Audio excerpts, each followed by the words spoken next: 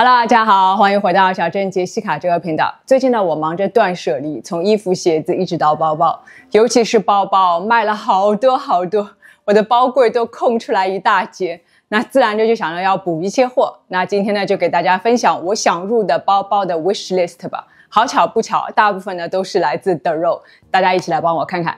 老规矩，所有能够买到的单品链接，我都会放到 YouTube 的信息栏里面，大家只要点击more更多，就可以进去拿链接了。我是小珍杰西卡，记得订阅这个频道，也请大家多多点赞和留言。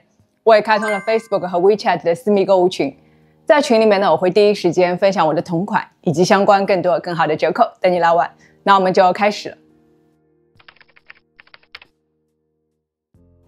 最近我出门发现呢，最实用的还得是一个黑色大包，能够装下我所有需要的东西。那我自己呢，断舍离半天还保留了2个黑色大包。那这个包包呢，大家应该都看到我背过好多次了，它呢是来自一个叫做 Damilia 的英国品牌。实用是蛮实用的，因为很大嘛，但是缺点是呢，因为它的这个5金件是金色的嘛，但是我其实最近戴金色的首饰并不是很多，戴银色更多一点啦，那有的时候就会金银冲突啦，我觉得不是特别让我满意，大家都知道我有强迫症的。那还有一个呢，是来自 Alaya 这个品牌，看到激光雷射就知道是他家的标志型的一个设计了。这个呢其实是中号，但因为其实也蛮能装的，四舍五入我也就把它认为是大包了。缺点是呢，有一点硬你看这个底部就知道了，缺乏松弛感，太像一个上班包了跟我现在穿的很多衣服呢都不是很搭。所以呢，思来想去，我觉得还是得买一个黑色大包，而且呢，我的要求是非常的确定的。首先，它的容量必须要大，最好能装一个电脑，但是呢又不能太大，否则的话我1.66米呢身高 hold 不住。其次呢，不能有 logo， 最好一点点都没有。如果一定要有，最好就是在侧面或者底部完全看不到的地方。比如说像 YSL 这种 logo 的大小，我就不想要，太大了。而且我不想有任何的5金件，因为一旦有5金件就要纠结我到底是戴银色首饰还是金色首饰，就会给自己局限很多。比如说 Ferragamo 这个托特包，它的2个这5金件呢，我就觉得有点大。如果一定要有5金件呢，就是要极小的那一种，而且呢最好是银色的。另外呢，也必须是个软包。你看我这2个包的皮质呢，都有一点点太硬了，缺乏松弛感。照理说吧，这个大包黑色好像要求也不是很高，应该一抓一大把，对不对？但是我在市场上看了一圈从奢侈品到平价品牌，能够满足我需求的包包很少，我也不知道这个世界是怎么了。我看了半天，可能 The Row 的几个包还蛮符合我的需求的。最让我心动的呢，就是 The Row 这个 Margot 了，满足我所有前面提到的需求。皮质极好，带着低调的奢华，侧面的这个 buckle 呢，也增加了设计感和辨识度。它呢也是有不同的尺寸一个包大概在4-5千美金，我还在纠结说，哎呦，这个价钱好像有点贵啊。但是我跟大家讲，我去看了所有的电商，包括他们的官网，还有去了附近的实体店都看了一圈，无论什么颜色、什么大小、什么材质 ，The Row 的 Margot 通通都没有货。真是不知道怎么回事，到底他们是停产了呢，还是说饥饿营销，还是说觉得市场上有太多跟它有点类似的包包，所以就不做了呢？反正这个包我是哪里都找不到了，真是有点夸张。今年呢 The Row 还出了一个大包叫做 Marlow， 猛一看呢跟 Margot 是有点像的，听名字都是有点像的，对不对？不同的点呢是在于 Marlow 的侧面没有 buckle。Marlow 这个包呢，一共有12、14和17 3个尺寸，价格从3400美金到5800美金，也是蛮辣手的。看皮质就知道了，绝对是 The Row 一贯的水准，软而不塌，手感和质感呢都极好。比起一般的托特包呢，它也更有设计感，侧面呢有2个小耳朵。包包上面呢还有一根内置的拉链，这样呢会更加安全一点。好看是很好看不过还是买不到。我跟大家讲部分的电商呢偶然会有一些比较另类的颜色或者不怎么 popular 的大小还有货，但是隔天上去看基本上就告罄了。要不要这么火？太夸张了吧。现在呢，也有一些电商正在预售中，其中最火的就是黑色的14寸。现在呢就要定金，到了今年11月，一直到2026年1月中就可以拿到货了。哇，这个要等这么久，真的是黄花菜都凉了，有没有必要啊？算了算了，我们还是看看能够买得到的吧。The Row 呢还有一个基本款的托特包，我其实看上蛮久了，叫做 Park 3 Tote， 就是一个很经典的托特包造型。肩带呢足够长，应该冬天穿厚一点的外套也是能够背得上去的。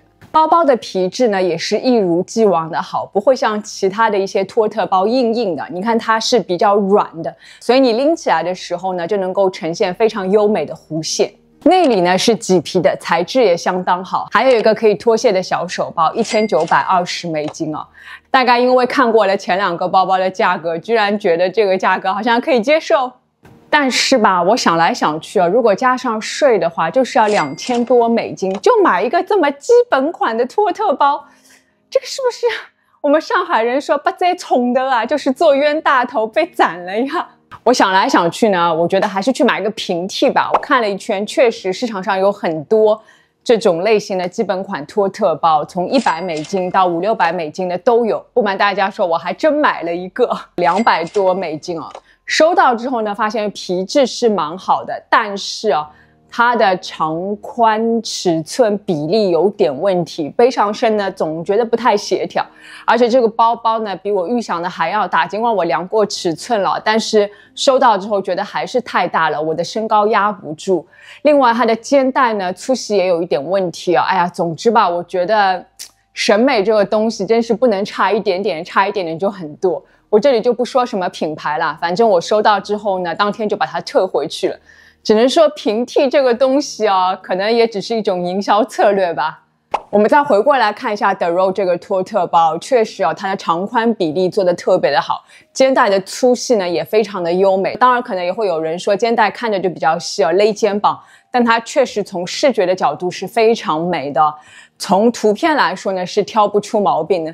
但是我想想要花2000多去买一个这么基本款的托特包，好像还是有点过分了。哎呀，我再想想吧，大家觉得呢？都看到这里了，如果还没有关注小珍姐西卡的朋友呢，记得动动手指，打开小铃铛关注我，就可以看到我随时的更新了。那我们就接着往下说。The Row 呢还有一个大包，我看着也蛮心水的，那就是著名的这个大桶包了。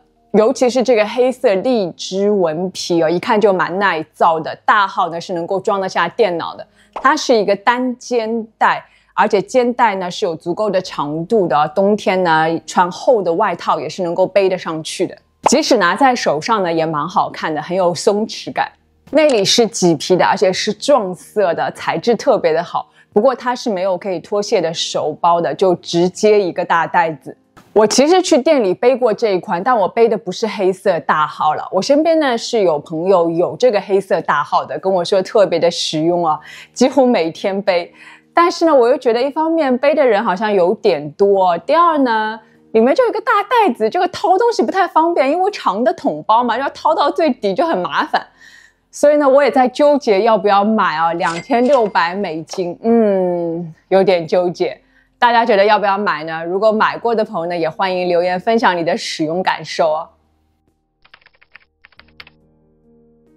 第二大类我想买的包包，那就是红色包包了，没想到吧？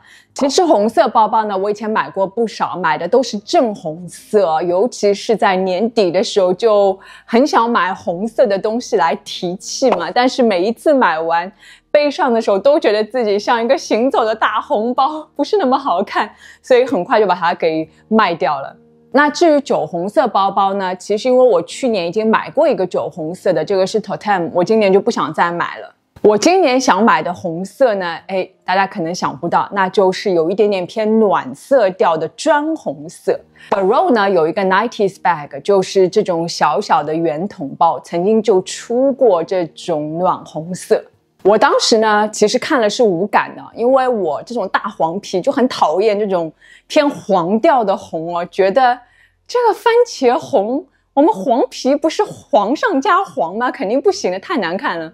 直到我最近呢刷到一个生活在加拿大的印度裔博主 Neelam Ahuja， 他呢是 The Row 的死忠粉哦，有好多 The Row 的衣服、鞋子和包包，常年呢是穿 The Row 的一身黑哦，他就很喜欢穿一身黑的时候呢拿这一个暖红色的包包。我突然就懂了，为什么它这个暖红色好看，为什么我之前买的那些正红色的包包不对。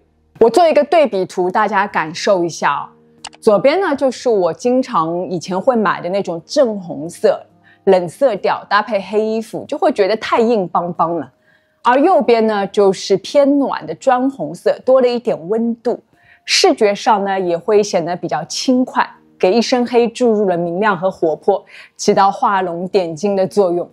哎，我现在终于懂了为什么我以前买的红色包包不对了，因为我自己也是有很多黑衣服嘛，怪不得配上这种冷调红就不好看。可惜哦 The Row 的这个番茄红包包已经没有了，伤心。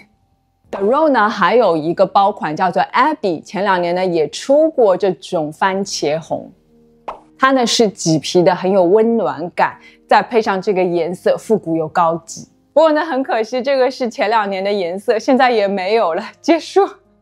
那另外一点呢也提醒一句啊，大家无论买什么样的红包，因为红色本身就很张扬了，千万不要配上很明显的五金件哦，否则呢就会显得太吵闹了，张牙舞爪，不是很高级。Anyway 啦，虽然说买不到 The Row 的这个暖红色的包包，但是呢，我也终于 get 到我以前的那个红包错在哪里，以及我今后应该买什么类型的红包，也是蛮开心的。我看了一圈市场上呢，发现哦，这个红色的包包还蛮难找的。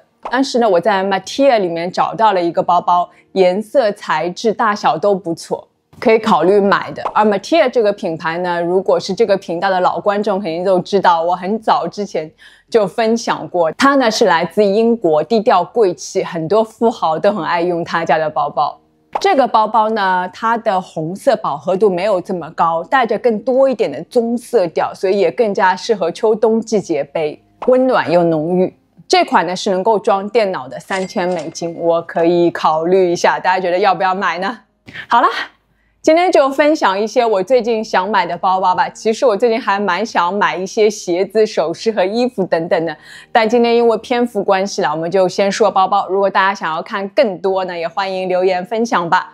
如果喜欢这支影片的话呢，也记得给我点一个赞吧。如果还没有关注小镇杰西卡的朋友呢，记得动动手指，打开小铃铛，关注我，就可以看到我随时的更新了。也记得加入我的 Facebook 和 WeChat 的私密购物群哦。那我们就下次见了，拜拜。